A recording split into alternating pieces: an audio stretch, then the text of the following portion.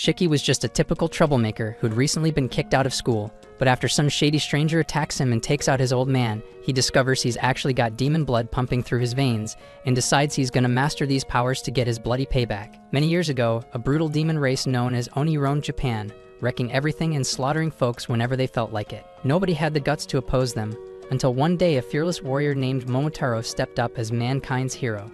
He stormed the Oni stronghold and wiped out thousands of them.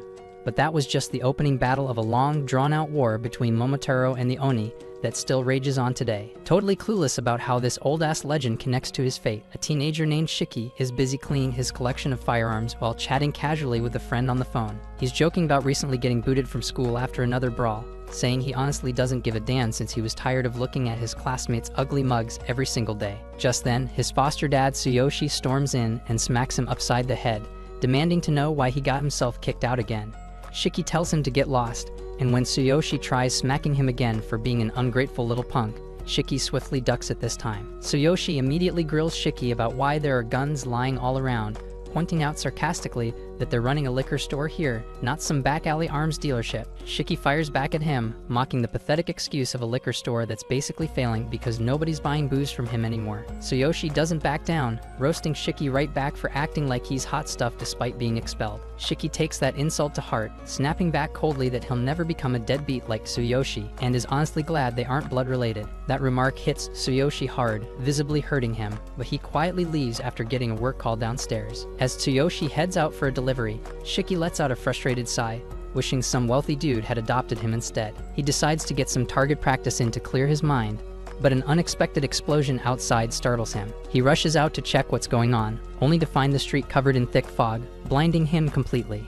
Suddenly, an eerie black mist blasts from the darkness, knocking Shiki flat on his back. Before he can react, the mist coils around his leg, violently dragging him outside and tossing him roughly onto the pavement. As Shiki struggles to his feet, completely baffled by whatever the hell just went down, a sinister-looking old guy dressed completely in white shows up, clearly intent on attacking him. But just in the nick of time, Tsuyoshi returns in his car, smashing directly into the creepy attacker, urgently yelling at Shiki to jump in, like a typical Hollywood movie. He hits the gas and speeds off like crazy, frantically saying their only chance now is to flee the country altogether. Shiki, however, hasn't even begun to process the insanity he's just witnessed.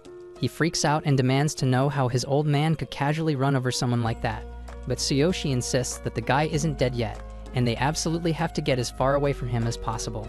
Clearly distressed, Tsuyoshi tells Shiki to shut up and listen closely, since they don't have much time left. He quickly reveals that Shiki is actually an Oni descendant, and the psychopath who just attacked them is a descendant of Momotaro. Shiki snaps, telling Tsuyoshi this is no damn time for jokes, but his dad insists he's dead serious. Before Shiki can respond, a blade made of black mist suddenly pierces straight through the car's roof, narrowly missing Tsuyoshi as he swerves out of the way. It's clear the freaky attacker has caught up, as the windows suddenly get completely shrouded in dense black fog, leaving them blind. Tsuyoshi slams the brakes near an abandoned warehouse and leaps out, urgently telling Shiki they need to hide right away. Just as they clear the car, it explodes violently behind them, and Tsuyoshi spins around only to find Shiki nowhere in sight. Fortunately, he spots a trail of black mist snaking toward the warehouse and immediately knows his son was dragged inside. In the darkness of the warehouse, Shiki finds himself trapped helplessly in a gigantic web formed from the strange mist, with the terrifying man named Samudare standing ominously before him. Samudare coldly tells Shiki that the Oni blood running through him makes him nothing more than vermin, and exterminating vermin like him is precisely what the Momotaro agency does. Shiki can barely register the fact that Samudare somehow survived being hit by a freaking car, when suddenly Tsuyoshi charges in, telling Shiki that the Momotaro fairy tale is actually real. He explains rapidly that for centuries, the descendants of Momotaro and Oni have been locked in an endless struggle through generations. Eventually, the Momotaro bloodlines banded together to form the powerful Momotaro agency, gaining the upper hand and forcing the Oni descendants to live secretly on humans just to survive. Shiki remains completely lost by all this craziness, but Tsuyoshi confidently steps forward, telling his son to relax and let daddy handle this shit. Samudare immediately summons two blades made entirely out of black mist, prompting Tsuyoshi to unleash an identical power in defense. Both men charge forward, blades clashing fiercely, causing an intense shockwave. Tsuyoshi somehow manages to shove Samudare backward, but Samudare mocks him, remarking how pathetically weak he's become compared to the old days. Samadera reveals that the Black Mist is an exclusive power belonging solely to the Momotaro descendants, further disclosing that Tsuyoshi was once his senior within the Momotaro agency. Shiki is stunned by the realization that his father carries Momotaro blood, but Tsuyoshi insists he's long since buried those memories. Samadera coldly questions if he's also forgotten how dangerous the Oni truly are, declaring Tsuyoshi must be eliminated as punishment for sheltering an Oni. Tsuyoshi angrily launches the first strike, but the two men quickly find themselves evenly matched. Shiki stands helplessly, his mind blown by their brutal fight, as Samadera demands Tsuyoshi explain why he's protecting a monster whose very existence brings destruction. Tsuyoshi tells him to shut his mouth and launches a fierce attack, but Samadera's speed greatly surpasses Tsuyoshi's expectations. Samadera effortlessly evades encounters with a lightning-fast combo, severely wounding Tsuyoshi and knocking him out. Shiki's heart breaks as he watches his dad collapse and bleed, causing him to furiously swear he'll end Samadera. Samadera merely scoffs, telling Shiki he'll join his father in hell soon enough. Right then, Tsuyoshi weakly grabs Samadera's foot. Samadera asks him incredulously why he's risking everything just to protect an Oni. Tsuyoshi painfully replies that he doesn't need any damn reason to protect his own son. He insists that Shiki hasn't harmed anyone yet, making it unjust to condemn him purely for carrying Oni blood. Samadera ignores him, conjuring another sword from Black Mist to end Tsuyoshi once and for all. Watching this pushes Shiki's rage beyond its breaking point. His eyes blaze blood red as he vows to annihilate the bastard who's trying to murder his dad, causing his dormant demonic powers to erupt. Blood begins pouring from every pore on his face, and his Oni horns burst violently through his skull. Shiki screams at Samadera that he's going to kill him, and as Samadera turns to look, he's shocked to see Shiki no longer trapped in the web. Immediately, several guns shaped from blood appear beside his face, but Samadera narrowly blocks every shot thanks to his sharp reflexes. Yet Shiki has already vanished from the spot, and while Samadera frantically tries to locate him, drops a blood fall from above, revealing Shiki suspended from the ceiling like some twisted Spider-Man in a Venom suit. Witnessing Shiki's grotesque blood-drenched form, Samadera recognizes that Shiki's Oni powers have fully awakened, allowing him to control his own blood as a weapon. Though that's not even the most frightening part of fighting an Oni. In a heartbeat, Shiki lunges at him, fiercely pushing Samadera back with devastating blows. Samadera quickly turns the tables, slicing off Shiki's arm, but Shiki leaps back, casually regenerating his limb in seconds. Shiki howls like a psychopath, and Samadera breaks into a nervous sweat, realizing this fight is going downhill fast. Shiki then shapes his blood into countless deadly firearms, forcing Samadera to desperately utilize every ounce of his speed and skill just to deflect the storm of bullets. Suddenly, Shiki fires a literal freaking missile, forcing Samadera to dodge by the skin of his teeth as the missile detonates violently behind him. Samadera desperately tries escaping Shiki's brutal rampage, throwing his sword in a last-ditch attempt to end the fight. But it's nowhere near enough, and Shiki quickly closes the gap and kicks his old ass away. Samadera is now too exhausted and wounded to dodge effectively, and Shiki stomps on his face, ruthlessly unleashing an entire army's worth of ammunition on him. Yet somehow, Samadera barely manages to survive, though he's gravely injured. He curses Shiki bitterly, but then Shiki suddenly collapses, and the blood weapons shatter instantly. His demonic transformation vanishes, and staring at his blood-soaked hands, Shiki's sanity snaps, unable to comprehend what the hell just happened. Samadera immediately recognizes this as the usual breakdown people have when they unlock their Oni abilities for the very first time. Gathering the last ounce of strength he has, he shapes another Black Mist blade, ready to finish what he started. Yet right as he's about to plunge the blade into Shiki, Tsuyoshi leaps between them, willingly sacrificing himself to protect his son. Samadera stunned demands to know why he'd risk his life for a kid who just turned into such a terrifying monster. Tsuyoshi simply recalls the little kid who brought him happiness and softly tells his former comrade that even though it was brief, he enjoyed the feeling of being a proud father. At that moment, civilians rush around the warehouse after hearing the blast, calling emergency responders, forcing Samadera to reluctantly retreat. Turning himself into Black Mist, he quickly vanishes, leaving Tsuyoshi mortally wounded and Shiki completely lost and terrified. Shiki freaks out and desperately tells his dad that he'll get medical help right away, but Tsuyoshi gently stops him, knowing he's already finished, asking instead for just one last moment to speak with his son before he goes. Tsuyoshi explains that he hid the truth about Shiki's Oni blood because admitting it would mean telling him about the cruel reality that people would try to kill him. Now all he can ask of Shiki is to grow strong enough to defeat both Oni and Momotaro, so he can finally have a life of freedom and happiness. But Shiki screams at him to shut up, refusing to accept it's over.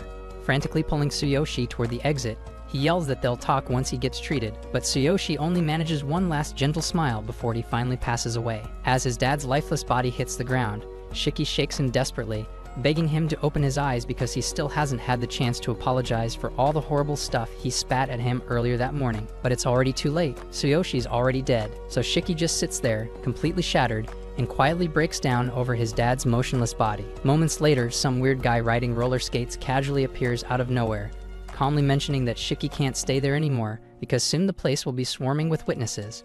Shiki freaks out at the sudden intrusion, bracing himself for another battle.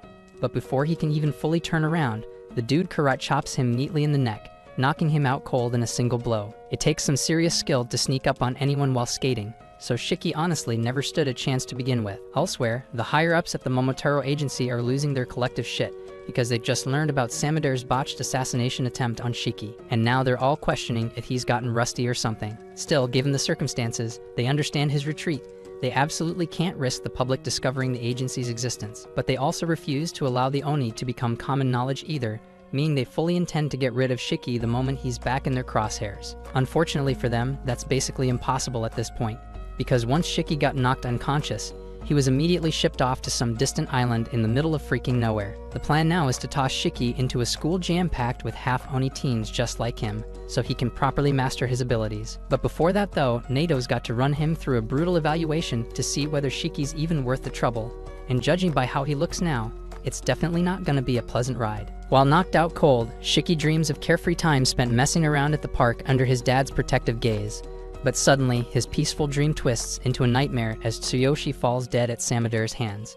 Shiki jolts awake, heart racing, to find himself staring into Samadere's blood-red eyes. But when he blinks, Samadere vanishes, leaving him disoriented as he realizes he's gagged and tightly bound to a chair in a massive empty hall. Right behind him, the roller skating weirdo who kidnapped him is casually showing off, doing one-handed push-ups balanced on an umbrella, and quickly flips upright the second he notices Shiki's awake. The flashy guy introduces himself as Nato, a fellow Oni, while effortlessly popping out his own demonic horns.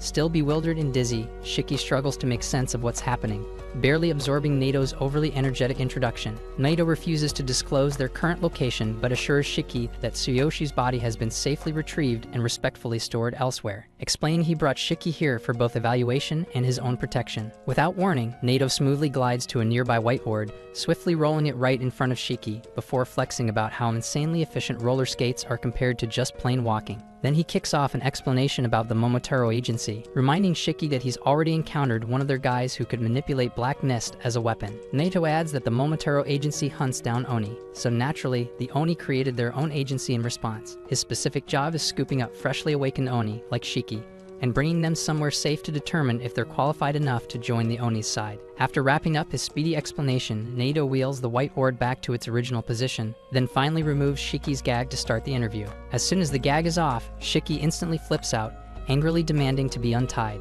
He starts hurling insults and threats, warning Nato he'll pay dearly if he's done anything disrespectful to his dad's remains, and Nato immediately docks points from Shiki's non-existent evaluation score. He scolds Shiki harshly for being too stupid to understand what safe and sound meant, since he literally explained it minutes ago. Enraged, Shiki shoots back that there's no way he's trusting a shady show-off like Nato anyway, and Nato, utterly unsurprised, promptly subtracts even more points each time Shiki curses or demands to be untied, bluntly suggesting he'd better cooperate if he actually wants to pass the test. Shiki couldn't care less about any stupid evaluation, but he's desperate enough to escape to try reining in his temper, only he's terrible at controlling it, prompting Nato to flatly tell him to stop giving him that creepy death glare. Shiki completely loses it after hearing that, and Nato immediately decides that normal evaluation methods aren't gonna cut it with a psycho like him. He swiftly pulls off his tie, and before Shiki can even figure out what's happening, Nato wraps it around his neck and begins choking him with everything he's got. Shiki freaks out, gasping desperately for air, as Nato calmly explains that a creature reveals its real self right before it dies, and that's exactly what he's looking for. Shiki struggles like crazy, giving everything he's got to break free, but no matter how hard he tries, he can't escape Nato's brutal hold, even as blood starts pouring uncontrollably from his eyes, ears, and nose. Eventually, Shiki blacks out, leaving Nato thoroughly disappointed, but then Shiki's spilled blood suddenly springs to life, morphing into razor-sharp spikes that shoot straight at Nato, who manages to dodge them effortlessly. Then out of nowhere, Nato notices a massive blood-formed Gatling gun pointed straight at his face, and standing right behind it is Shiki, completely lost in his berserker mode. Shiki blasts away mercilessly at Nato, only stopping after he's satisfied, but none of his shots even graze the edgy guy, who's casually shielded himself using his umbrella coated with blood. Nato casually takes away 100 points from Shiki's evaluation for being utterly clueless about using his Oni powers, then decides to show him exactly how it's done. Knowing Shiki won't remember a single thing afterward, Shiki launches himself forward again, but Nato is more than ready, and moments later, Shiki wakes up lying defeated on the floor. He's dazed and confused, unable to piece together what just went down, but one glance at his bloodstained hands is enough to send him spiraling into panic, realizing that he went berserk again. Nato sits calmly on top of him, explaining matter-of-factly that it's normal for his memories to be foggy, since Oni lose all sense of reason in berserk mode. The entire hall around them is trashed beyond recognition thanks to their battle, and Shiki irritably yells at Nato to quit lecturing when he's clearly been using his own blood as a weapon too. Without hesitation, Nato casually dissipates his blood umbrella and reminds Shiki he's never once lost control, since unlike him, he actually knows how to handle his powers properly. He then coldly announces that there's nothing left to discuss because Shiki is officially disqualified from joining the Oni agency. Shiki's still utterly clueless about everything happening around him, but one thing is painfully obvious to him. Nato is insanely powerful. With his pride in shambles, Shiki swallows it all down and desperately begs Nato to take him on as his disciple, determined to get stronger so he can avenge his father's death. Nato instantly shoots down his request, coldly telling Shiki that reckless idiots like him who charge headfirst without thinking are always the first to bite the dust.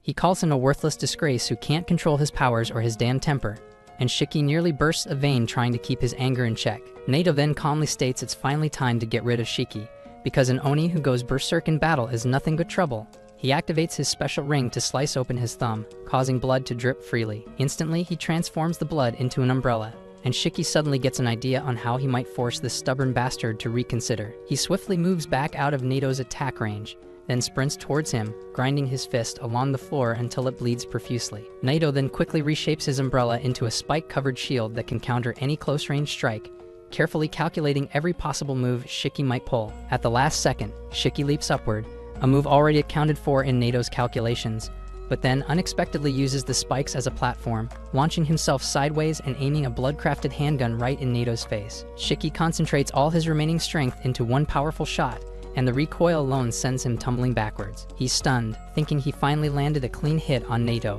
but nope, turns out he didn't even scratch him. Nato casually intercepts the blood bullet with one finger and crushes it effortlessly. He gives Shiki zero credit for this attack, pointing out that he was halfway to losing control and entering berserker mode just to pull it off. Seeing Shiki begin to slip into madness again, Nato decides to end things with his ultimate technique. He encloses himself inside a protective cage of blood and conjures archers from his own blood, aiming their bows and waiting for his command. However, noticing that Shiki is desperately fighting his berserker impulses and finally gaining control over his own power, Nato abruptly cancels his finishing move. Shiki feels proud as hell that he managed to control himself, but quickly collapses onto the floor from total exhaustion. Nato stands there, utterly shocked that Shiki not only kept his abilities under control, but also suppressed his berserker side, a feat most Oni can't pull off. He demands to know how the hell Shiki did it, but Shiki smugly replies he'll spill the beans only if Nato accepts him as his disciple. Nato reluctantly says he'll consider it, which Shiki instantly takes as a yes. Shiki explains that when Nato started lecturing about controlling blood, he didn't understand a single damn thing, but the moment he saw him slice his thumb open and use blood to create weapons, something finally clicked in his brain. He figured since they're both Oni, he could simply copy whatever crazy thing Nato did, and shockingly it actually worked. Shiki admits he didn't really grasp the finer points. He just let his arm bleed and mentally screamed at it to turn into a weapon. Still ecstatic that his desperate gamble actually paid off, Shiki smugly asks Nato what he thinks about that move. Nato thinks Shiki's explanation is total nonsense because things just don't work like that. Based on his experience, reckless, hot-headed teens like Shiki usually struggle badly with controlling their blood, while calm and collected folks like himself have the easiest time mastering their abilities. He realizes Shiki is the type who doesn't follow logic or even give in fully to his berserker side. Instead, he somehow bullies his power into submission through sheer instinct and rage. It's an incredibly rough technique, but it could potentially unleash a massive burst of strength. As he puzzles over what the hell to do with this bizarre kid, Shiki suddenly interrupts him, declaring that he desperately needs power to get revenge for his dad and kill the bastard responsible. He promises Nato that if he accepts him as his underling and trains him, he'll definitely become useful. But Nato immediately shoots down the suggestion. He transforms his umbrella into a sharp spear, bluntly telling Shiki that reckless morons like him are a danger to everyone around them, especially considering Shiki didn't even know controlling his blood was possible and simply gambled on it. He firmly states he can't accept someone like him as a mere underling, and then acts as if he's about to stab Shiki with the spear, but instead slams it into the floor right beside his head. He announces he won't be accepting Shiki as an underling, but rather as his student, which completely baffles Shiki, because he genuinely sees no difference between the two. Naito explains that Shiki barely passed the test, but he'll give him a chance to prove his worth. Shiki is beyond confused by all of this, so Naito decides he'll start with the basics. He explains that right now they're on an island known as Hell's Doorstep, formerly called Onigashima.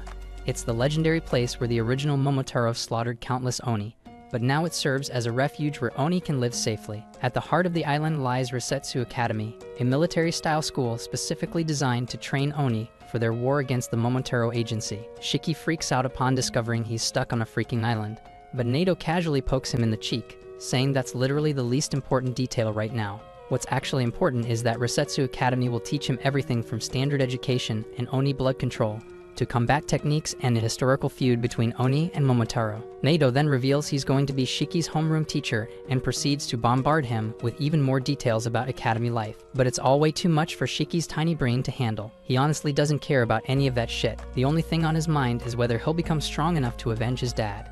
Naito refuses to make any guarantees, but he warns him bluntly that if he can't become powerful enough to take on the Momotaro agency, he'll be kicked out of the school immediately. After a while, Shiki puts on his new uniform, hyped up about starting fresh at a totally unique kind of school, but Naito bluntly warns him that there are others who've passed this year, and frankly, he's probably the weakest of the bunch. Suddenly, Shiki remembers his dad and anxiously asks Naito where they took his body. Naito casually tells him they're keeping it safe at the morgue because they figured Shiki would want to handle the funeral himself according to whatever beliefs he had. Thinking about his dad's passing makes Shiki go quiet for a moment, but Naito interrupts his gloomy mood, calling him a dumbass and telling him that moping around won't get him anywhere. Instead, he should channel all his energy into getting stronger so he can get his vengeance. Shiki blurts out that Naito's surprisingly a decent guy after all, catching the edgelord completely off guard and embarrassing the hell out of him. Flustered, Naito quickly skates away, yelling back that Shiki better hurry his ass up, because if he reaches the classroom after him, he'll be instantly expelled.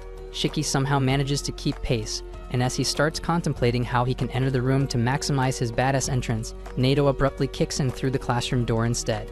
Shiki awkwardly realizes he's just racked up some major embarrassment points with that pathetic introduction, and sheepishly asks the mysterious masked kid named Jin nearby if he's got a tissue for his bloody nose. Jin, however, turns out to be an even bigger edgelord than their teacher, coldly brushing Shiki off and telling him not to talk to him. Feeling instantly pissed off by Jin's attitude, Shiki mockingly calls him out for not even having horns yet. Jin silently manifests his horns right on cue, casually remarking that only clueless noobs who can't control themselves flaunt their horns all the damn time. This remark accidentally triggers another student, a hot-tempered kid named Ikari, who clearly can't manage to hide his own horns. The tension in the classroom spikes instantly, with Shiki aggressively invading Jin's personal space. But just as the fight's about to break out, Naito suddenly appears behind them in an instant, and somehow Shiki ends up seated right next to Jin before he even realizes what happened. Jin's equally stunned, but Nato's in no mood to entertain the kid's confusion. Instead, he announces that their first assignment will be an intense game of tag.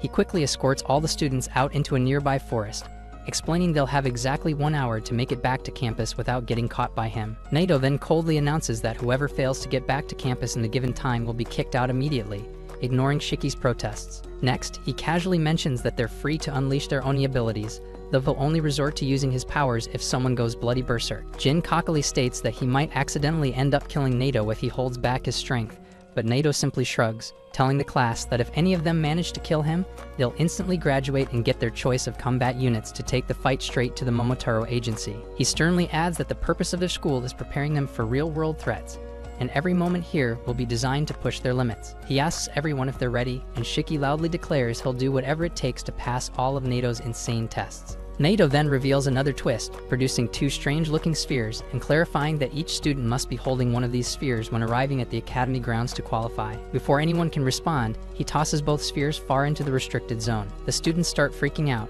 thinking they'll have to fight each other for the spheres, but Naito grins slyly and announces they're actually going to be divided into groups. Shiki finds himself teamed up with Jin, the edgy masked guy, and the shy pink-haired girl named Homer. On another team are Ikari, the loud-mouthed delinquent, paired with Juji, the brainy type. Finally, there's Rokuro visibly shaking from nerves, and Koina, who clearly believes she's leads ahead of everyone here. Naito tells them he'll give them a 15-minute head start before hunting them down, but Shiki loudly objects, complaining about getting stuck with masculine creep. Naito immediately threatens to kick him out if he can't manage basic teamwork, forcing Shiki to quickly shut up and reconsider. Homare then cautiously walks over to introduce herself, instantly overwhelming Shiki, who has never interacted with a girl before. His heart races like crazy, and he blurts out confidently that he'll protect her no matter what.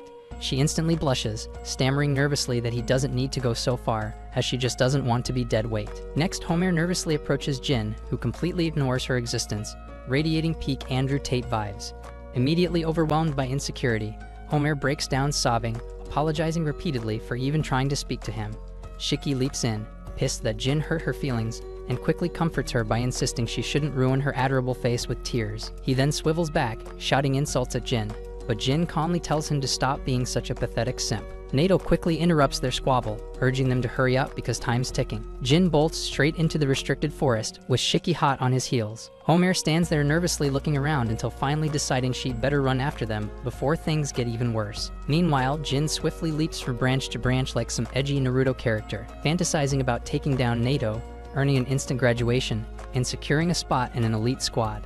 He's determined to get another shot at facing his mortal enemy, but his edgy inner monologue is rudely interrupted when Shiki suddenly lunges at him from behind. Irritated, Jin demands to know what the hell has gotten into him, so Shiki grins cockily, replying he's here to settle things once and for all, and prove he's definitely stronger. Jin's totally ready for the showdown and dramatically removes his mask, showing off some seriously nasty scars running around his mouth. Shiki's instantly grossed out but tries to brush it off, claiming that only weak-ass losers bother showing off battle wounds. Jin doesn't even react to his insults, instead calmly slipping off his gloves to reveal his hands are stitched up just as badly as his face. Without hesitating, he rips out one of the stitches, releasing blood that rapidly turns into spinning circular saws. Shiki stares in shock, internally panicking that the Chainsaw Man author is definitely gonna sue them for plagiarism. Jin coldly tells him to quit wasting time and scram he's chicken, but Shiki firmly replies that running away now would mean he'd never avenge his dad's death. Jin's caught off guard by the sudden confession but quickly turns icy cold, muttering that they'll never see eye to eye. Shiki fires back that he has zero interest in understanding someone like him anyway, and then aggressively bites his thumb, hoping his blood will turn into a gun. But nothing happens, and he freaks out, clueless about how he triggered it last time. Realizing he has no other choice, Shiki grabs a random stick and charges forward, but it quickly becomes obvious he's hopelessly outmatched, as Jin effortlessly slices through entire trees with his terrifying chainsaw blades. At the same time, Homare nervously wanders around looking for the boys, but she freezes when she hears the loud crashes of trees collapsing nearby. Her anxiety instantly skyrockets, convinced she's not cut out for this place at all. But then she suddenly remembers Shiki calling her cute earlier, boosting her confidence just enough to keep looking, totally unaware that she's standing mere feet away from one of the balls they're supposed to find. At the same moment, Shiki's desperately trying to go toe-to-toe with Jin using nothing but his fists. Jin doesn't even bother activating his chainsaw powers, effortlessly beating Shiki down without breaking a sweat. Shiki can't stop wondering how Jin can control his powers so naturally, eventually realizing Jin's abilities must be completely different from his own and Naito's. Distracted by his thoughts, he leaves an opening, and Jin instantly capitalizes, dropping Shiki flat on the ground with a single punch. Frustrated and humiliated, Shiki lies there for a moment, and Jin calmly starts walking away, figuring the pathetic fight's finally over. But just then, Shiki stubbornly rises back to his feet, declaring that he's not finished yet. Jin, now royally pissed off, sends a chainsaw whizzing straight at Shiki, and at that exact second, Homare cluelessly walks right into the line of fire. Thanks to her legendary lack of survival instincts, she doesn't even realize the danger she's in.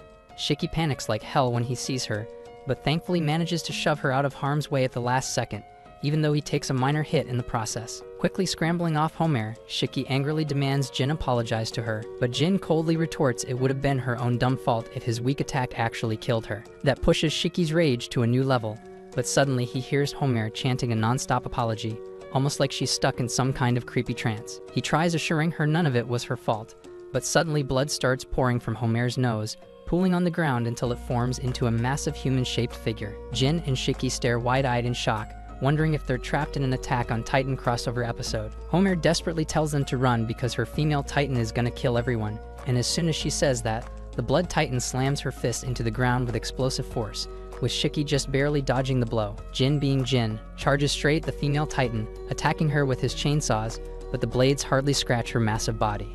Shiki then yells at Homare, asking if she can make that thing stop, but she tearfully apologizes, saying she can't control it. Losing too much blood, she collapses and Shiki rushes forward to grab her, determined to save her, but the next moment, he's stunned to see the female titan stepping in to protect Homer, and even Jin's baffled, wondering if Homer's blood somehow has a mind of its own. Without warning, the female titan suddenly unleashes a devastating blood attack from its mouth. Jin quickly hides behind a rock, but Shiki takes the full force of the bloody assault head-on. Through her tears, Homer begs the titan, calling it her elder sister, to stop attacking. Shiki gets up, utterly confused about what she means, and Homer again weakly pleads with him to run away.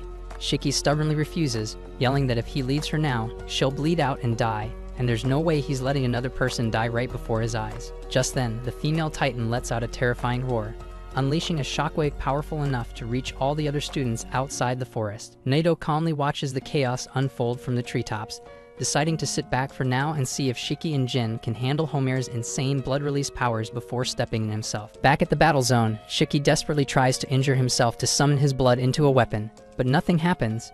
The female titan lunges straight at him, forcing him to dodge, but then the giant decides to pull the epic move that killed Erwin Smith, grabbing a handful of rocks from the ground and launching them at deadly speed. Shiki takes a direct hit and gets thrown aside like a ragdoll. But the thing that hurts even worse than the blow itself is how pathetically weak he's become. He's never lost a fight before, and now he's just a helpless kid getting tossed around. Frustrated tears stream down his face, but then Jin appears out of nowhere, stepping into the fray and coldly telling him to go home if he's gonna whine like a little kid. Angry, Shiki snaps back that he was just sweating from his eyeballs, but Jin couldn't care less. Jin quickly slices open his old wounds, this time manifesting two completely different chainsaws, one on each arm. Even though he's clearly still feeling the pain from the female titan's earlier attack, Jin is more determined than ever to win any fight thrown his way. From his perch in the distance, Nato watches closely, genuinely impressed that Jin can conjure two weapons simultaneously. He quietly explains to himself how demon blood can shape into pretty much anything the user imagines, though the form it takes is always influenced by their deepest trauma, preferences, or experiences. At the same time, Jin charges straight at the female titan, climbing up her body using the spinning circular chainsaw like a crazy lumberjack.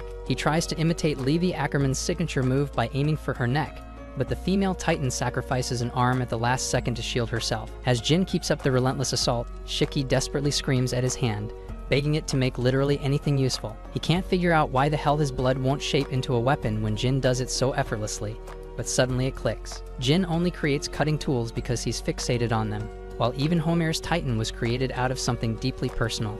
Shiki realizes he can form guns because he's always had an extreme passion for firearms, probably even more than the average American, and finally figures out how to control his powers. Back at the fight, Jin's having a rough time with the female titan, who suddenly unleashes a deafening roar that completely damages his hearing. He staggers, losing his balance and feeling death creeping closer, while even Nato considers stepping in. But at that exact moment, Shiki steps forward, yelling that he'll handle things from here. He confidently aims a mighty rifle with a grenade launcher straight at the female titan. Naito smirks in approval, impressed that Shiki finally got it right. Shiki smiles, practically vibrating with excitement to try out his awesome new weapon. But before he can fire, the female titan charges at him again. He swiftly dodges, then fires a grenade directly at her, defeating her instantly in a spectacular explosion. Jin and Naito stand frozen in shock, staring wide-eyed at Shiki's incredible display of firepower. Just then, the titan slowly disappears, fragments of her shattered form scattering as Homer falls unconscious. Meanwhile, Jin stands frozen, completely stunned by the sheer intensity of Shiki's destructive power, when suddenly, blood starts pouring down from above. However, Jin notices it's simply leftover debris from Shiki's devastating attack suspended in midair, gradually transitioning into normal rainfall. Jin then realizes in shock that Shiki didn't merely annihilate the female titan, he literally altered the weather itself. Shiki, however, doesn't even register that. He immediately moves toward Homer, desperate to check if she's alright, but his vision suddenly blurs as his knees buckle beneath him, dropping him helplessly to the ground. Just then, Nato shows up, casually explaining that Shiki used a completely ridiculous amount of blood for that attack, leaving his body totally drained. Stubbornly, Shiki insists he can keep going, somehow managing to force himself to his feet, only to collapse again seconds later. Nato sarcastically calls him a wimp who can't even control his own powers, but secretly he's blown away, realizing Shiki's strength is way beyond anything he's ever seen. Nato warns him that losing too much blood could literally kill him, making Shiki instantly more concerned about Homer. Shiki urges Nato to go check on her first, worried she might have used up too much blood as well, and he's perfectly fine with being treated second. Nato genuinely didn't expect Shiki, who's practically dying himself, to care so deeply for someone else. But just as he's about to help, Jin suddenly launches a surprise attack. Thankfully, Nato's reflexes are sharp enough to block Jin's strike, quickly pushing him back. Jin then coldly tells him to stop wasting time on weakest losers, so Nato feels disgusted and demands to know what'll happen if Homer dies without emergency treatment. Jin waves it off, saying that's not his damn problem. Nato makes it crystal clear he's got zero tolerance for selfish bastards like Jin, but Jin casually brushes him off again, only wanting confirmation that he'll graduate if he kills Nato right here. Nato calmly assures Jin that's the truth, and that's all Jin needs to charge straight at Nato without hesitation. Nato effortlessly blocks Jin's blood chainsaw using his umbrella, crafted from a miracle material that makes it freaking indestructible. He quickly presses a button, releasing a thick smoke screen. Jin smirks confidently, convinced Nato's planning a sneak attack he can easily counter, but suddenly he's hit by rapid-fire bullets out of nowhere. Panicking, Jin immediately dives for cover behind a tree as Nato fires rubber bullets from his multipurpose umbrella, cheerfully explaining that while these bullets won't kill Jin, they'll sure as hell hurt. He even deliberately aimed at Jin's already injured hand earlier, just to maximize the pain. Jin quickly figures out that Nato plans to stay safely out of range, thinking he only has close combat skills. Unfortunately for Nato, Jin always has a few nasty tricks up his sleeve. He instantly bolts from behind the tree, skillfully dodging Nato's barrage of bullets while throwing razor-sharp blades straight at him. Nato effortlessly evades them, but is genuinely impressed that Jin has strategies to counter long-range fighters. Jin relentlessly continues his attacks, suddenly appearing mid-air behind Nato, convinced there's no way he can dodge this strike. But Nato casually tosses a bomb his way, and Jin panics momentarily, only to realize it's another harmless smoke bomb. Thinking Nato's gonna hit him again from afar, Jin completely misses Nato dashing in from behind, delivering a brutal, spine-crushing punch. Nato coldly lectures Jin on being way too cocky and predictable in battle, leaving himself wide open to surprise attacks. Jin's badly injured and drained of strength, but stubbornly keeps struggling. Nato eventually flips his umbrella upside down, trapping Jin inside like a cage. Jin frantically tries breaking free, prompting Nato to mockingly ask if he's really that desperate to see his father. Jin freezes completely, demanding to know how Nato learned about that. Nato casually reveals he checked his records, learning a few dark secrets, including the fact Jin's father is actually a Momotaro. While every cell in Jin's body burns with rage hearing this, Shiki lies nearby, stunned to discover their pasts are so painfully similar. Overwhelmed by fury and hatred, Jin bitterly admits his dad is indeed a Momotaro, a heartless bastard who destroyed his entire life. His father slaughtered his family, then cruelly experimented on him, leaving permanent scars across his body. Jin vividly recalls surviving on garbage in pure hatred toward his dad, swearing he'll kill that monster himself, even if it means dying in the process. Driven by blind rage, Jin suddenly gains an explosive burst of strength, violently breaking out of the umbrella cage. But before he can react, Nato swiftly grabs his face and slams him brutally into the ground, calling him an impulsive, reckless brat. Nato sternly tells Jin that dying while chasing revenge is utterly stupid, and he'll never fulfill his goal that way. He then urges Jin to live, to stay alive and fight another day, even if it means enduring humiliation and defeat, because that's the only real path toward achieving his dreams. Jin finally quits struggling, and Nato quickly contacts the school, requesting the nurse since he's got an injured student here. He calmly informs them that Homer has dropped out due to severe blood loss, and Jin's been securely tied up. Meanwhile, Shiki's barely still standing, and Nato reminds him there's just about 6 minutes left on the clock. Tauntingly, he holds up one of the balls, giving Shiki a choice: either chase him down to snatch it, or frantically search for the other one and make it back to the school, all within 5 minutes. Shiki complains it's completely unfair, but knows he's got no damn choice except to play along. So Shiki instantly takes off, forcing Nato to chase him down to see what he's plotting. On the other hand, Jin sits silently, tied to a tree, when suddenly Shiki pops out from behind some bushes. Shiki approaches Jin, calmly offering to free him, but only if he'll agree to team up. Jin's jaw drops in disbelief at the offer, and Shiki bluntly explains that neither of them stands a chance against Nato solo, but together they just might pull it off. Jin stubbornly refuses, claiming that being rescued by an idiot would totally shatter his pride. Shiki doesn't even bother arguing whether he's an idiot, instead calmly asking Jin if pride is honestly more important than his goals, because he's definitely not reaching those goals tied up here. Jin coldly asks why he even gives a damn, and Shiki quietly admits his own father was a Momotaro too. So Jin stares in stunned silence as Shiki pulls a classic Naruto, dramatically declaring that they're exactly the same. At the same time, Nato searches everywhere for Shiki, doubting he'd simply run back to school without a fight. Just then, he spots Shiki sprinting away, loudly cursing Jin, and immediately corners him. Shiki stops dead as soon as Nato lands in front of him, tauntingly waving the ball and reminding Shiki he's almost out of time. Shiki curses Jin internally, not because he's ungrateful, but because even after getting rescued, Jin still insisted on calling the shots. Suddenly, Jin bursts from above, lunging straight at Nato to grab the ball,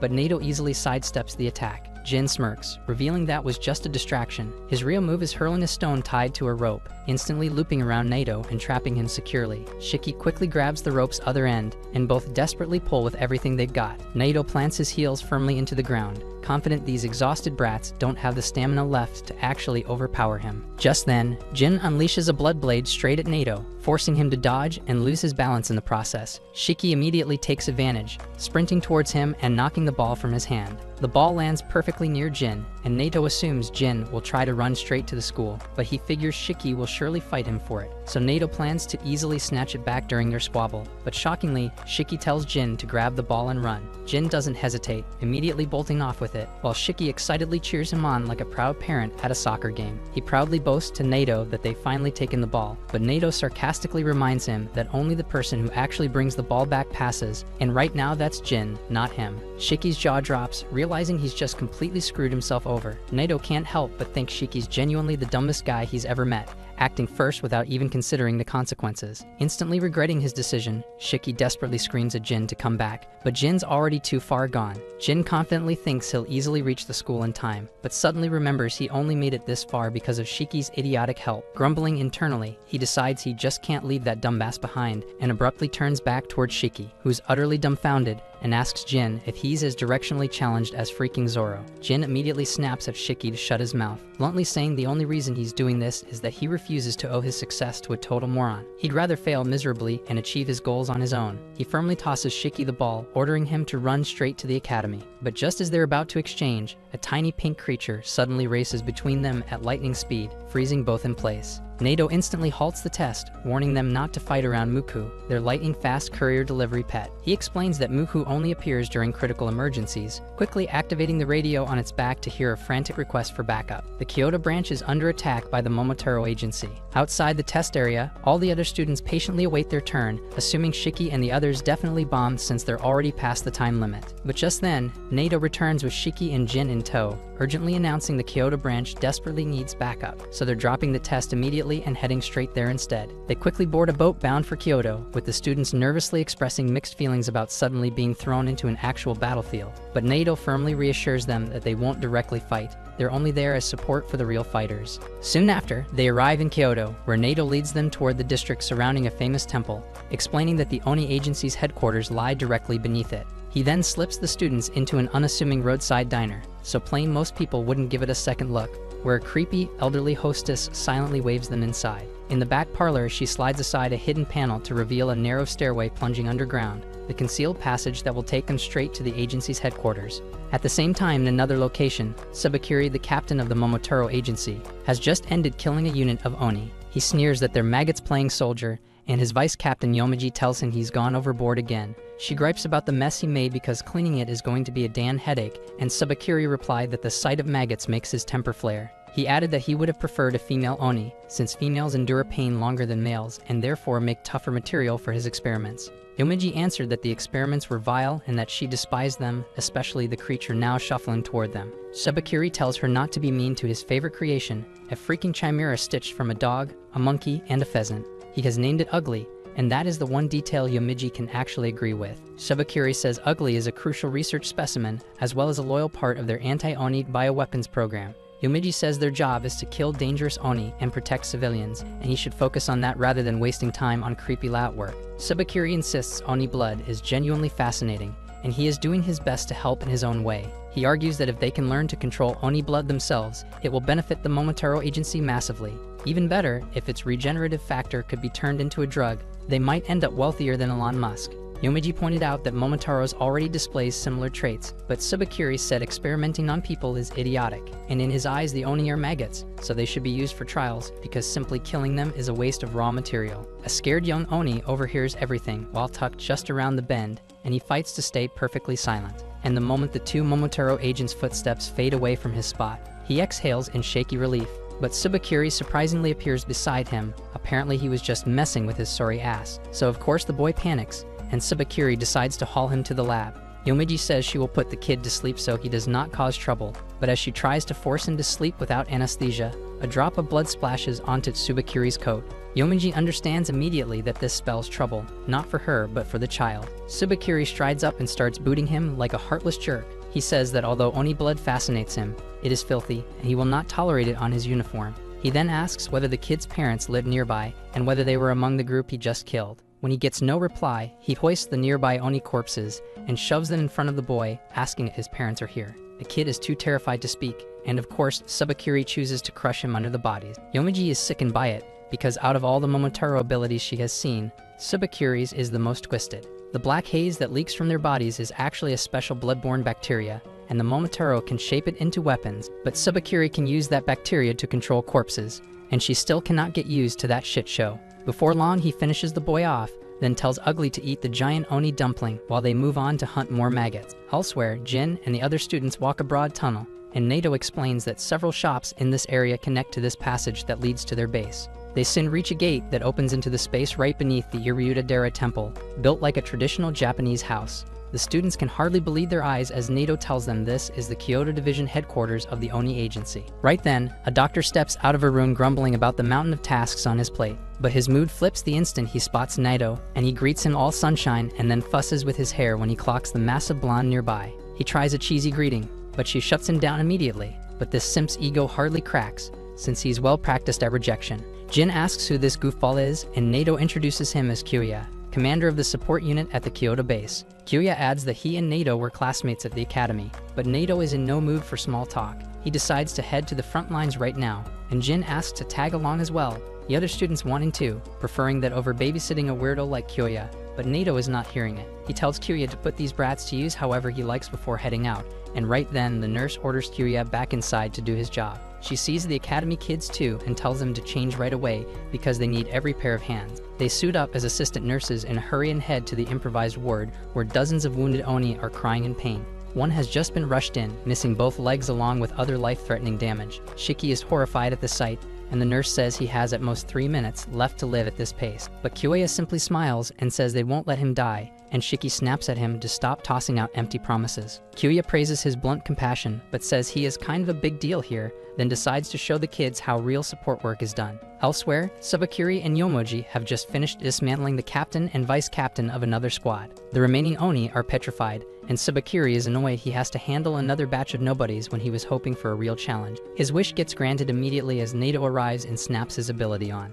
Subakuri is pleased to see him, but Nato does not let that last, instantly attacking with his killer move. The Oni cheer at Nato's arrival, thinking their savior has shown up, but Subakuri walks out untouched because the corpses of the Oni captain and vice captain served as his meat shield. It then appears that he already knows Nato, and he talks to him like they are old buddies. He asks what Nato is doing in Kyoto, since this is not his turf. He says he has heard of a spot where the Oni and Kyoto forces are gathering, and if he wipes that place off the map, the whole problem disappears. Nato holds a poker face and says he does not know anything about it, and Subakuri responds that if even Nato claims the place is not true, he will drop it. He then says he will go sightseeing near the Great Temple instead, and Nato feels a jolt of panic on the inside because Subakuri's instincts are razor sharp, so he decides to eliminate him right here and gets ready to fight for real. Back at the base, Kyoya plugs several bloodlines into his own body, and Shiki asks if they should not be giving that blood to the wounded instead. The head nurse snaps at him to be quiet and watches Kyoya walks over to the worst case in the room. He asks the patient to choose between hands or feet because he cannot regrow both right away. The man gathers what strength he has left and says he wants his arms so he can hold his children again. Kyoya promises he will make that happen, but warns the operation will be like nightmare. He then slices open his wrist and lets his blood flow into the man's mouth, saying it multiplies a normal Oni's healing power many times over. The effect hits fast and the patient starts screaming, so the nurse orders the students to pin him down. Shiki and the others follow her lead, and she sends more students to fetch additional blood from the next room. Moments later, something pushes against the bandages on the man's arms, and Shiki recoils when he sees shapes that look like a freaking fingers trying to break through. The rest of the students hurry back, and then the man suddenly grows new arms. Even the deep burns across his chest seal up until the skin looks whole again. Shiki then rushes to Kyoya and asks if they can restore the man's legs too. Kyoya says yes, but they have to do it in stages with small doses of his blood, since the patient has already taken a lot. Giving him more right now could trigger antibodies that would fight it off. Kyoya then returns to the patient and tells him he is stepping out of the combat unit from now on, but he can move into the support division to keep helping people, and adds that with proper prosthetics, you will be back playing with your kids soon, and the man's eyes fill with tears the moment he hears it. Then Kyuya faces the students and warns that one day any of them could be the one in this bed. He says he understands chasing glory and aura farming that only happens on the front lines, but he reminds them that the frontliners stand fearless because someone guards their backs and that someone is the support team. Shiki and a couple of classmates are genuinely impressed now, and they tell him they are ready to pitch in however he needs. Kyuya says he needs Shiki for something else, then leads him to a withdrawn girl named Mei, who was brought in yesterday after the Momotaro agency attacked her. Her parents are still missing, and Kyuya wants to lean on Shiki's kindness to calm her and help her breathe again. Shiki accepts and starts a quiet conversation, and little by little she opens up. He asks about school, and she says she never attended. As the idiot wonders if she might be a bad boy like him, the support team rolls in bodies from the battlefield, and among them are Mii's parents. She breaks down the instant she sees them, and Kyuya admits scenes like this still gut him, no matter how often he sees them. At the same time, Subakuri tells Nato he seeded several Oni corpses with his bacteria, knowing the support crew will haul them to base for a proper funeral, and from there he can remote control the bodies and sabotage the facility. Nato reels at the reveal, and Subakuri decides to test whether the plan has taken hold. He reanimates Mei's father while Shiki and Kyuya are distracted, and she lights up, convinced he is alive. But under Subakuri's command, the corpse clamps a hand around her throat, and Shiki and Kyuya catch it fast. Kyuya recognizes Subakuri's trick, and immediately orders Shiki to cover Mei's eyes. Shiki obeys, and Kyuya drives two slim blades into the man's brain, dropping the body inert. When Shiki lets her look, Mei sobs at what became of her dad, and Kyuya realizes there could be more puppeted corpses here just like Mei's father. In that split second, Mii's mother lunges from behind, her hands clamping around Shiki's throat and cutting off his air. Kyuya sees it and hurls himself forward to intervene, but before he can close the distance, 3 more Oni zombies seize him from behind and lock him down, immobilizing him completely. At the same time, nurses hauling corpses toward the disposal unit watch in horror as the bodies jolt awake and lash out. Moments later, a flood of Oni zombies surges through the doorway into the patient room. They pounce on the patients sprawled across the floor, and the nurses swing whatever they can grab to fight back. In the adjoining room, Nei sobs her heart out, begging her mother to stop strangling Shiki. But her mother has already become a zombie, and Shiki knows she is beyond saving. Kyuya then aches to help, yet the 3 Oni blocking him refuse to give an inch. Before Shiki blacks out, he slowly reaches for a pistol. He remembers the ferry ride to this place, when Nato handed it to him for self-defense, since Shiki still could not fully control his blood. Back then, he was not thinking about protection at all. He was just ecstatic to hold a real firearm instead of a replica. Nato had explained the pistol was loaded with cartridges infused with Shiki's blood, which strike far harder than ordinary rounds. With so few bullets, Nato told him to save them for moments that truly mattered. Shiki then realizes firing on Mei's mother is his only shot at surviving, so he pulls Mei into his chest to shield her view, then puts a freaking bullet through her mother's head. Then he sucks in a hard breath as relief washes over him. At the same time, Kyuya is still pinned beneath the Oni zombies, but Shiki frees him by placing headshots on all 3, dropping them immediately. Kyuya heaves the pile of corpses off himself and glances over at Shiki. The two haul each other upright, and Kyuya says he will get the patients to safety while Shiki takes point against the Oni zombies in the main hall. Elsewhere, the patients are seconds from being torn apart until Ikari bursts in and saves them at the last possible moment, dragging punches straight into zombie faces. The other students jump into the brawl and defend themselves. After a short stretch, they notice something odd. No matter how many hits they land, the zombies refuse to die. Jin wears a worried look, clearly unsure what to do next. But at that point, Shiki shouts, telling everyone the only way to drop the zombies is by hitting their heads, and blows to anything else will not finish them. On cue, Jin triggers his Eclipse technique, flinging 3 blood shurikens straight at the zombies' skulls. As Shiki promised, they collapse at once, dead for good. Seeing that, the rest are convinced this is the way to fight. With that decided, Kyuya orders the support unit to prioritize evacuating patients and preventing further deaths. Shiki continues shooting the zombies with his handgun, cutting down several at a time, and the task turns his stomach because mowing through so many corpses feels bad. A few students then declare they will help with the evacuation, but Ikari snaps that they do not need to announce it, just move. They take the hint and peel off, while Ikari stays behind and holds the line against the undead. At the same time, Shiki grows increasingly unsettled. Each target he shoots was once someone dear to someone. These were innocent people, yet he is pumping rounds into them even though the true enemy is the Momotaro, so thinking about it makes his blood boil. Kyoya then directs the remaining nurses to get every patient to safety, while Shiki and the others keep the zombies contained. Elsewhere, Subakuri and Nato are about to clash. Nato rushes first, but Subakuri stuffs the lane with 3 Oni zombies as a living shield. Nato stays calm until Subakuri's pet erupts from nowhere and lunges at him. Nato slips aside at the last possible instant, and the lunge rips into the 3 Oni instead, spattering blood across the wall. Naito regards the mess with a cold, steady stare, and Subakiri smirks and says he ought to be pleased, since the Oni zombies are being culled. After that, Naito tells the others to fall back to the evacuation point while he handles Subakiri, but Subakiri has no intention of letting anyone go. He calls for Yomaji, and she strolls ahead. Then with her black bacteria, she forms a cage that catches Naito and the others inside. Naito then asks what they hope to accomplish, so Subakiri explains that with them contained, he can keep messing around in their hideout as long as he likes. He adds that the barrier is strong enough that they cannot break out unless Yomaji permits it. Subakiri then guesses Naito thinks he does not know the hideout's location, so he reveals he planted transmitters on every corpse he left behind, and by tracing those signals, he learned their hideout sits beneath Eryuta Dera. Naito's composure cracks when he realizes Subakiri has figured out where they are. Subakiri starts walking away and flashes a signal to Yomaji, and Yomaji answers by allowing the ugly to slip through the barrier. Naito and the others keep their guard up, unsure what is about to unfold. As Subakiri continues forward, he snaps his fingers and the ugly begins to bulge. The Oni agents recoil in disgust, while Naito watches with cool curiosity, wondering what will follow. The creature starts to shine, and it is obvious it is going to detonate, so Naito yells for everyone to take cover.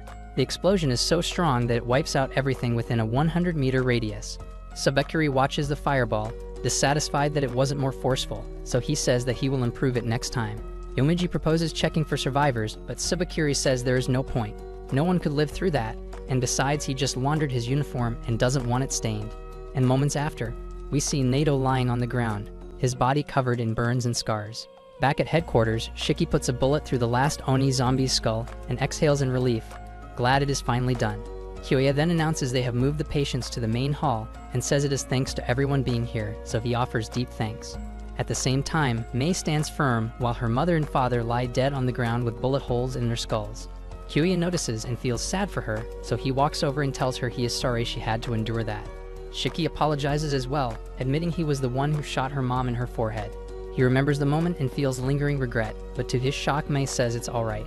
She spent her life hiding, never had school or a normal day, always expecting this moment to come, but she just didn't know when. She even manages a thin smile for Shiki, telling him not to worry. The calm hits Shiki like ice water because Mei just watched her parents die, and all she can say is that it is alright. This shit makes Shiki grip his fists in anger as his own childhood flashes back. When he was small, he idolized superheroes, and Momotaro are supposed to be that world's heroes, so why do they butcher innocence just for having Oni blood? Overcome by feeling, he wraps Mai in his arms, and says that because of this, he'll be the villain so he can tear down the so-called heroes. He holds her close, telling Mai not to worry because he will make a world where they can all smile again, and everyone else watches in silence, while Mei's eyes shake with a lot of feeling. Not long after, Jin and Huya emerge from the agency through the buried tunnel. Huya proposes they recover their fallen, saying he will take Jin to the crematory and start ferrying remains there. Back at headquarters, the rest are left with corpse cleanup, and I carried bristles at the assignment. Griping that Huya dumped the dirty work on them, he whirls around, spots Juji standing still, and snaps at him to quit idling. Juji shoots back that he is not slacking. The site was attacked moments ago, which means the perimeter is unsafe, so someone needs to keep watch. His talent is built for reconnaissance, so he bites his thumb, lets a bead of blood hit the floor, and a wide crimson sonar sigil unfurls under their boots. It is his blood eclipse release, and Akari flinches at the sight, stunned by the scale of it. Juji explains that his blood can register any living being within 5 kilometers of where it lands, and it can even flag whether the target is Momotaro. The field sweeps the area, but at first nothing pings. He notes the thermal gain is low, which makes it harder to resolve a target's exact outline or power level. Then the lattice chirps, a contact lights up, and Juji's eyes jump at the reading. At the same time, over in the Mizumoto area, Subakiri and Yomaji have already pinpointed the covered tunnel and even silenced the kind old woman guarding it. Subakiri is on the line with his aide, instructing him to deploy several ugly units to the coordinates he relays. He also requests the special ugly he has been holding back for a significant operation. And before ending the call, he also asks for the high-risk Oni dossier as a reference. Afterward, he tells Yamagi that since Naito has already appeared here, something major is going on in this place. Yomaji gestures toward the yawning tunnel mouth ahead of them. She does not know who or what is inside, so she proposes flooding it with toxic gas. Subakiri weighs it, agrees it sounds sensible, then abruptly overturns the plan and decides to enter the passage himself. He also tells Yamagi that before extinguishing any Oni they encounter, they should ask their names. Yomaji questions why, and Subakiri explains that if they run into someone named Shiki, He wants him taken alive, not killed. She asks what makes him different, and Subakiri replies that Shiki is an outlier and different from the rest. And for that reason, he intends to bring Shiki back to the lab for examination. With that settled, the two of them step into the tunnel, planning on finishing all the Oni for good. Elsewhere, Kyuya brings Jin to the site where they cremate fallen comrades. The stark sight catches Jin off guard, and Kyuya calmly tells him that once the conflict with the Momotaro Agency erupts into full-scale war, losses will be unavoidable. He warns Jin about the harsh road ahead, though he notes that his own regenerative powers mean death isn't something he personally has to worry about too much. Right after that, Kyuya shifts tone and randomly asks Jin if he has a girlfriend. Jin doesn't respond and walks off, clearly uncomfortable. As Kyuya hurries after him, a sudden chill runs down his spine. Someone's closing in fast. He spins around, only to find Subakiri thrusting a blade at him. The attack misses its mark but still cuts into him, leaving Kyuya too stunned to react. Jin instantly summons his blood-forged chainsaws to defend them, but before he can act, Yomiji appears behind him and clamps a black prison over his head, aiming for a finishing blow. But Kyuya reacts just in time, pulling Jin out of harm's way, but still Yomigi's attack lands on his arm, locking it in place and fracturing it badly. Jin screams from the pain, but the prison binding his arms soon begins to fade. He fights through the agony and tries to refocus, realizing they're in a nightmare scenario because both of them are injured, and he knows nothing about their enemies. But despite the situation, Kyuya remains composed, and he instructs Jin to retreat immediately and alert the others, promising to hold off the two Momotaros as long as he can. Jin agrees and escapes, swearing to return with reinforcements. And with that, Kyuya turns back toward their enemies, ready to stall them with whatever strength he has left. Subakiri then casually orders Yomiji to get started, and she responds by activating her ability to generate a massive barrier using her black bacteria that engulfs the entire base. Kyuya quickly analyzes her technique. She's using bacteria to generate the barrier, and her goal is to trap everyone inside and eliminate them all. Kyuya then starts weighing his shit options. He's too injured to fight properly, his opponents are deadly, and he doubts the students inside can handle opponents this dangerous. And with no hope for backup and no escape route, the grim truth sets in. He's probably not making it out of this alive. Out of nowhere, Subakiri suddenly asks Kyuya if he knows someone named Shiki. The question catches Kyuya off guard, and it becomes clear that the situation is far more tangled than he originally thought. Realizing he can't afford to hold back, he reaches into his coat and pulls out a concealed syringe laced with poison. But before he could make use of it, Subakiri moved in with lightning speed and slashed his throat, opening a deep wound that sprayed blood violently across the ground. The speed of the strike left Kyuya stunned because he hadn't even seen it coming, and as blood gushed from his neck with terrifying force, he collapsed onto the ground, his body going limp. As his awareness faded, one last ridiculous thought crossed his mind, that it would have been nice if the one to kill him had been the massive hot chick. Subakiri is convinced that his attack was fatal, so he prepares to take control of Kyuya's corpse using his bacterial ability, but stops mid-action when he senses something approaching from beyond the barrier. So he tells Yomiji to open the path, and she allows the uglies to enter the zone. Once inside, Subakiri asks if they brought what he requested. One of the grotesque creatures coughs up a large box. He instructs them to uncover it, revealing a carved wooden container. With precision, he orders them to carry it carefully as they begin the search for Shiki. Meanwhile, Jin finally arrives at the headquarters and is startled to see no one around. As he rushes inside the main chamber, he finds the entire team already assembled and ready for combat. Everyone breathes a little easier upon seeing Jin return safely. But Jin is baffled as to why they're all gathered there, so Shiki explains that Juji used his sensing ability earlier and detected hostile forces moving in. Thanks to that, they had just enough time to evacuate all patients. Unfortunately, before the rest could get out, a solid black barrier sealed off the exits, trapping them inside the building. Some suggest looking for an alternative escape route, but the nurse informs them that she's already searched the entire facility. There's no other way out.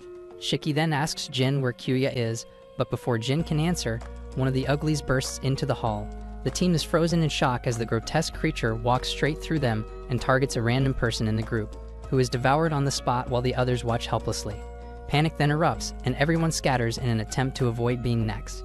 And amid the chaos, Shiki pulls Mai close, determined to protect her at all costs. Not long after, Subakiri and his group stepped into the now abandoned main hall. Finding no one there, he instructed the uglies to set the coffin down. He took a seat on it casually and ordered Yomiji to track down Shiki, bring him in alive, and eliminate everyone else in their path. Yomiji asked if he planned to join her, but he declined, saying he had deeper matters to ponder. Elsewhere, the sassy blonde queen was rummaging through a restroom, looking for clothes that offered better mobility. Sharing the space was the overly dramatic Rokuro, whining about his inevitable death due to his heart rate being off the charts. Quina told him that if he was collapsing from a short jog, he should consider getting in shape. To block his view while she changed, she pulled a towel over his face, then swapped her outfit for a skimpy gym uniform with zero concern for modesty. Rokuro, curious and still wheezing, asked what she planned to do. Quina casually replied that she was setting a trap. Hearing that made him resentfully mutter about how lucky fit people were because he lived in constant fear of getting sick. Their moment was interrupted by the sound of heavy, pounding footsteps heading their way. Rokuro immediately starts hyperventilating, begging Quina to deal with it because he's too stressed to fight. That of course sparks something dangerous in her, and she grins, clearly enjoying being depended on. So she tells Rokuro to hide in the closet and leave the rest to her, and he obeys instantly. Quina then stood confidently, facing the door, ready for the confrontation. The ugly smashed through the wall instead and burst into the room. Before attacking, it asked if she was Shiki, but Quina snapped back that Shiki was the goofy-looking guy who dressed like a dropout, and that answer was all it needed because the monster lunged at her.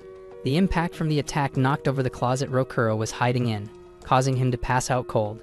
Quina, now fired up, decides it's time to teach this thing who's boss, and with a grin she bit into her thumb and blood-coated her fists, shaping into crimson boxing gloves.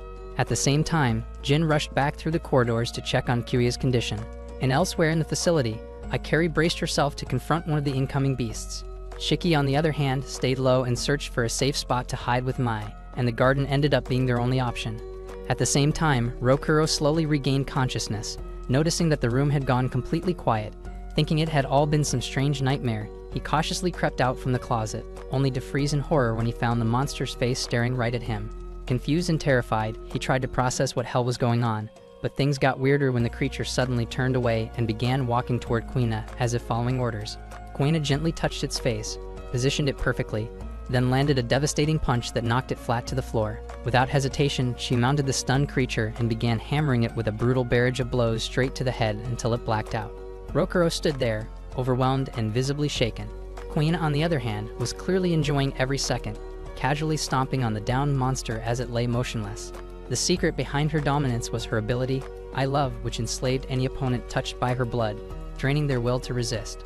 As Rokuro stepped out and asked if she actually taken the monster down alone, Quina answered with a smug smile, reminding him that she told him to let her handle everything.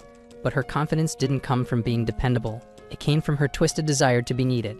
Quina wasn't the type to protect out of kindness. Instead, she enjoyed manipulating others until they relied on her so heavily that they became completely helpless. And Rokuro unknowingly had already become her latest victim.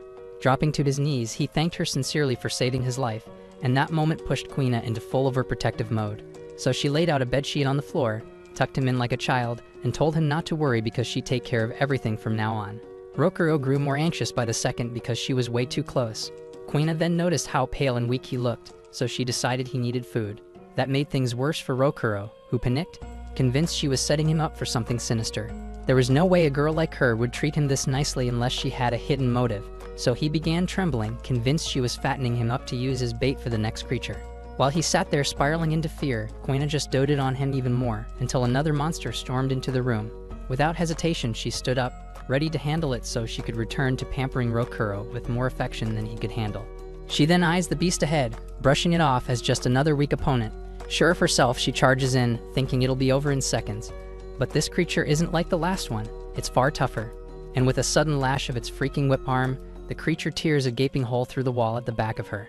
Seeing that shit, Rokuro dives back into the closet, and Quina's expression shifts from playful to furious because her fun just got ruined. She then launches herself at the beast, igniting her abilities mid-leap, but the monster effortlessly evades her strike and responds by impaling its freaking tentacle straight into her shoulder.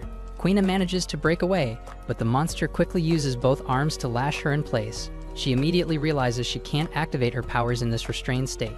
As she struggles, the creature yanks her closer, and when she resists, the monster violently yanks the cords, slamming her headfirst into the ceiling. From there, it begins ragdolling her across the room, throwing her into the walls, floor, and anything in sight. Eventually, she's smashed into the ground, and the monster starts ruthlessly stomping her head into the floor. Watching this shit unfold sends Rokuro into full-blown panic, but that's pretty much all he's good for. Useless and terrified, he just watches as Quina gets wrecked, desperately wishing someone else would show up and save her.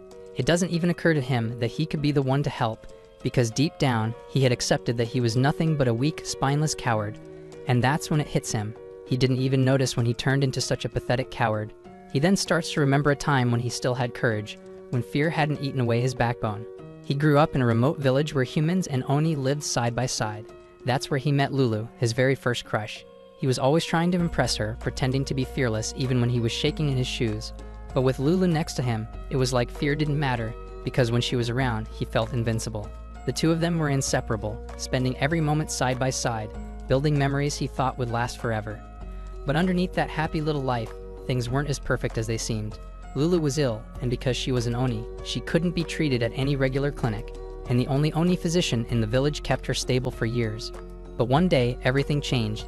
Agents from the Momotaro Bureau stormed the village, and the Oni doctor was killed.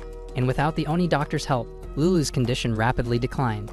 Desperate to save her, Rokuro swore he would bring back another healer from a neighboring town. He begged her to believe in him, promising he'd do anything for her. Lulu smiled softly and told him he'd always been the coolest guy she knew. She asked him to never change and passed away moments later. And that was the moment everything shattered. Rokuro was left broken, utterly hollow. With Lulu gone, he lost all drive to be strong or brave. His confidence vanished, his hair faded to gray, and sleepless nights became his new normal. His mind fractured, and over time, he spiraled into the wreck of a man he had become. As Rokuro reflects on the path that led him here, the monster transforms its head into a deadly, bladed whip, ready to finish off Kuina. Rokuro, still gripped by fear, tells himself to let it happen because someone like him couldn't possibly save anyone. But in that dark moment, Lulu's final words resurface in his mind. He remembers her saying stay cool and brave forever, and that's when something deep inside him reignites. Just as the monster's strike comes down, Rokuro springs forward like lightning, snatching Kuina away at the last possible second. His heart pounds in his chest, fear still gnawing at him. But he knows one thing for sure. If Lulu could see him right now, she would be ashamed, and he won't let that happen. He looks down at Kuina, bloodied, unconscious, and realizes that she fought with everything she had to protect him. So now it's his turn to return that courage. Even though he's shaking, even though he feels like his heart could give out any second, he closes his eyes and thinks of Lulu again to steady himself.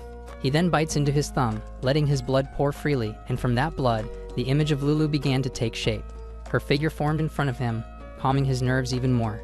He then whispered for her to stay, even if he's no longer the man she once admired. The blood-formed version of Lulu hugs him from behind, and the crimson flow starts to cover his body, washing away the fear and panic. But that's not his true power, because Rokuro's real ability awakens only when he truly believes in himself. And as the blood wraps around him, Rokuro transforms into a full-blown K-pop superstar. And as soon as Rokuro finishes transforming, the monster lunges at him again, but he dodges effortlessly, twirling mid-air in a graceful spin before landing smoothly behind the creature. The entire room is now blanketed in blood-forged flower petals, each one razor-sharp and deadly. As they swirl through the air, they slice into the monster's body, tearing it apart. Yet somehow, the creature still manages to survive the assault.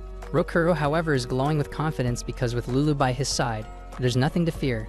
He calls out to the monster, daring it to attack him again, and effortlessly avoids every blow.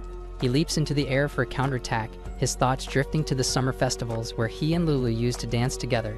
Even while lost in the memory of his beloved, Rokuro flawlessly dodges the monster's strikes, severing its arms mid-combat and forcing it to rely on its legs instead. He dances across the room like a performer on stage, petals flying in every direction, each one a deadly blade. Finally, he closes in and unleashes a flawless flurry of attacks, slicing the creature into ribbons with a final, elegant flourish. Elsewhere, Shiki is with Mei, gently telling her it's okay now because the monsters are gone. But Mei remains consumed by grief, crushed by the loss of her parents. She wonders aloud if maybe she should have died alongside them. Shiki firmly tells her to stop thinking like that. Her parents gave their lives to protect her, and if she throws hers away, their sacrifice means nothing. He urges her to keep going, to fight the darkness trying to consume her. Then he smiled and said the first thing she could do was to cheer him on as he took down the scumbags responsible for her pain.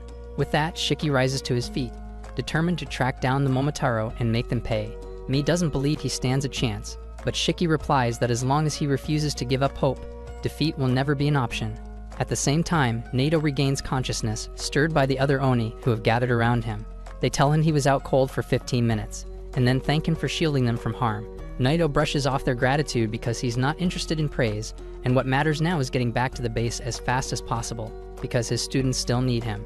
Back inside the base, Shiki finally arrives at the central chamber, where Tsubakiri is lounging around like he owns the place.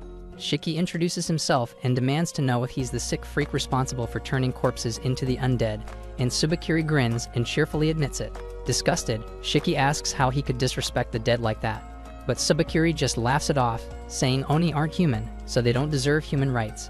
That response makes Shiki snap, so he pulls out his Colt and points it straight at him. But Tsubakiri doesn't even flinch, simply watching with amusement. Meanwhile, Jin is sprinting through the halls, trying to locate Kyuya, but he's intercepted by Yamaji, who casually informs him that the doctor is already dead. She then asks if Jin wants to avenge his fallen comrade, but Jin shrugs it off because he doesn't really care about Kyuya. But if it means killing more Momotaro, he's all in. Then with a sneer, he revs up his chainsaw blades, and Yomiji activates her powers in response. Jin lunges with full force, but Yomiji conjures a fortified barrier around herself, creating a sealed room that absorbs the hit without a scratch. She then exits the chamber and dissipates it entirely, mocking Jin for thinking such weak attacks could even touch her. He sees that as a direct challenge, and it only fuels his bloodlust further.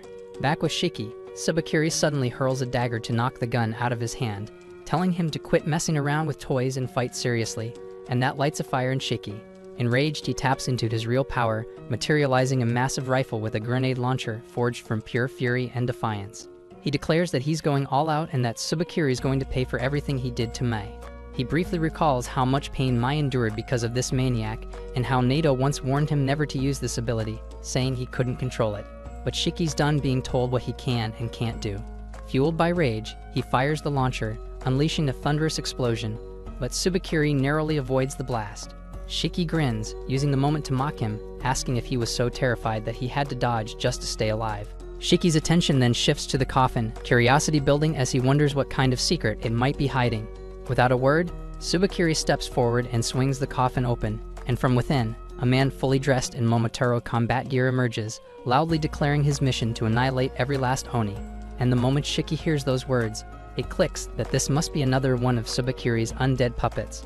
Disgust and anger flare up in him as he confronts Tsubakiri, calling him a twisted monster for turning the bodies of his fallen allies into lifeless puppets. Tsubakiri lets out a long, tired sigh.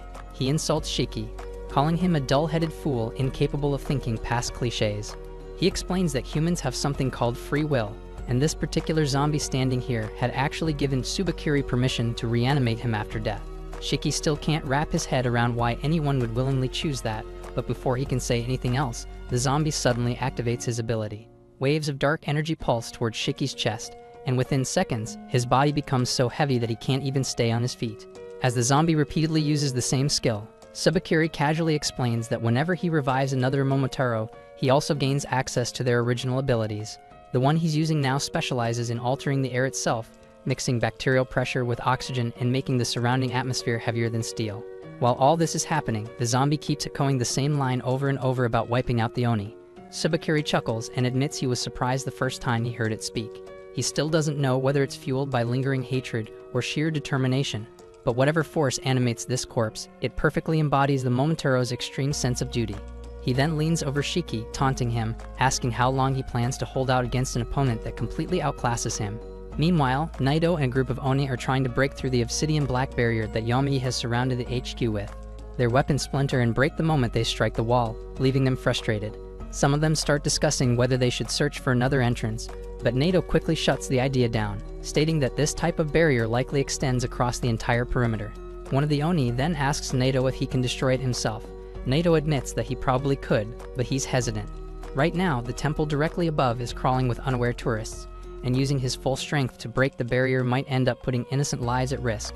The Oni start panicking, since they don't have the authority to evacuate civilians, so Naito narrows his eyes and starts trying to think another option. Right then, the dorky Juji shows up and informs Naito that he picked up enemy signals earlier and already helped the injured evacuate to safety. But he adds that several support staff and the majority of the students are still trapped inside. So Naito quickly realizes they need to act fast to get everyone out, but first the tourists above must be cleared out. Right after, a few Oni approach and mention a strange individual lingering near the entrance. But turns out it's just Homer, who has finally regained her senses. She mutters under her breath, saying she has no right to be in a stunning place like this, but Naito is just relieved she's okay. Then out of nowhere, Juji shifts from nerd to certified creep, clearly revealing his unhealthy obsession with school uniforms. So he tells Homer that he wants to give her his first time, even if it's right here and right now, because he doesn't give a damn. She immediately recoils in disgust. while even Nato is left speechless because he genuinely thought Juji was the most normal person in this year's lineup of lunatics. Anyway, Nato quickly connects the dots and comes up with a plan, and thinks that Homer's ability can help get the tourists out safely. He then brings her over to the forest area surrounding the temple, and from there he radios Juji, who's stationed inside the temple, and explains the plan. He'll trigger a small earthquake followed by a minor landslide to make the tourists evacuate the area quickly.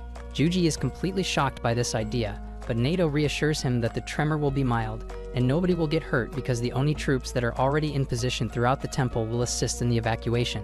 And after that, he instructed Juji to use his scanners to double-check that no one's left behind once the tourists are cleared out.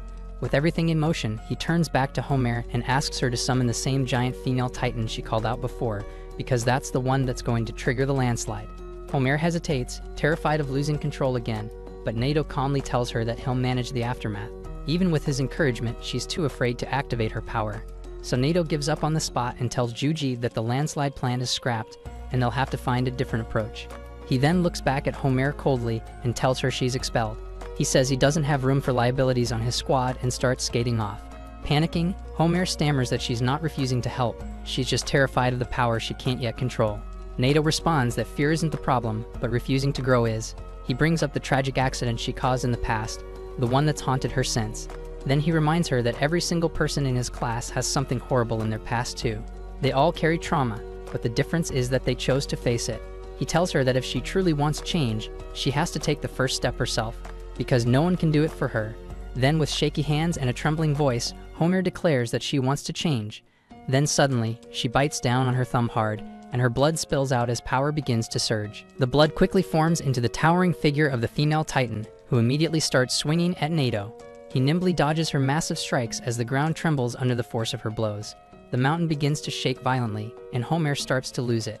She apologizes, panicked, saying she can't control the beast, but Nato tells her it's perfect. This is exactly what he was hoping for. Thanks to the Titan's destruction, the terrain begins to break apart, and huge sections of the mountainside start tumbling down. The chaos spreads fast, and tourists start to panic as the Oni guards yell for them to evacuate immediately.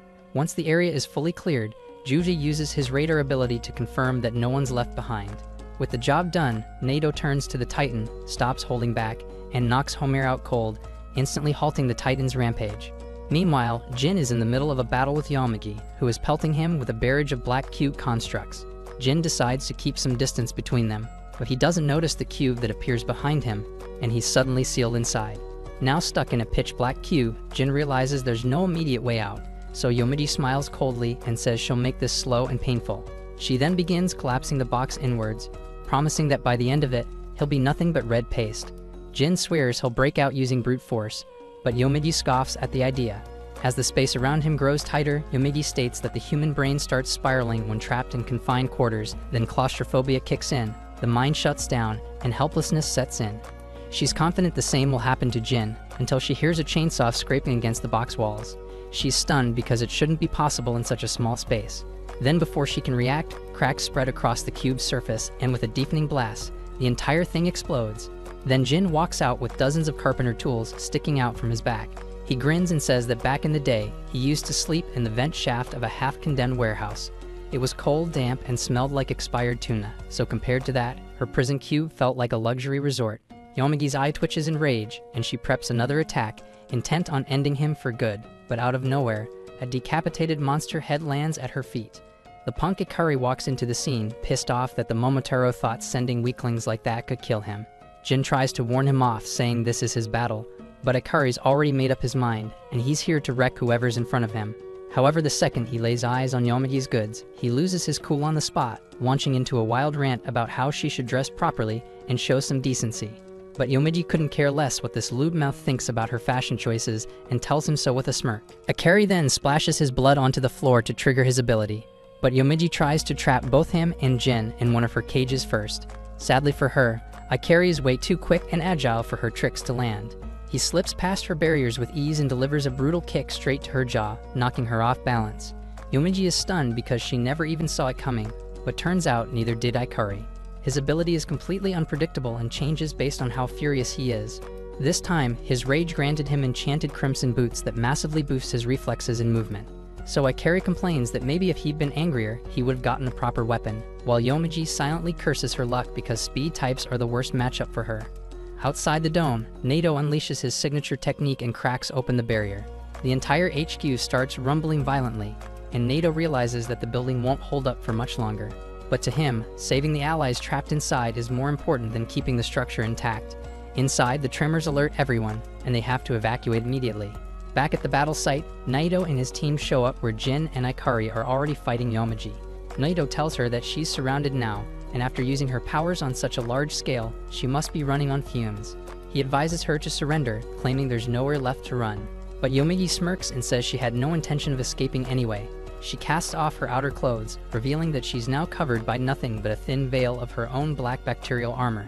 And with a wicked grin, she declares she's going to wipe out everyone in the room. At the same time, Subakuri decides it's time to wrap things up with Shiki. But Shiki quickly rolls out of range before the gravity surge hits him. He pulls out the rocket launcher again and fires, but the zombie twists gravity itself to stop the warhead midair. Subakuri shows off another of the zombie's powers, forming a condensed orb of oxygen, which becomes absurdly heavy due to gravitational compression. He then launches the orb directly at Shiki, smashing him with terrifying internal damage. As Shiki doubles over in pain, Subakuri sneers, saying it's unbelievable that he's the son of Kishin, the legendary Oni commander once hailed as the strongest warrior in their ranks. Subakuri gets disgusted by how far the bloodline of Kishin has fallen, but Shiki isn't even sure if he should believe what Subakuri is saying. Thanks for watching. If you enjoyed the recap and are excited for the next episode, make sure to like, subscribe, and hit that notification bell so you don't miss our daily recaps.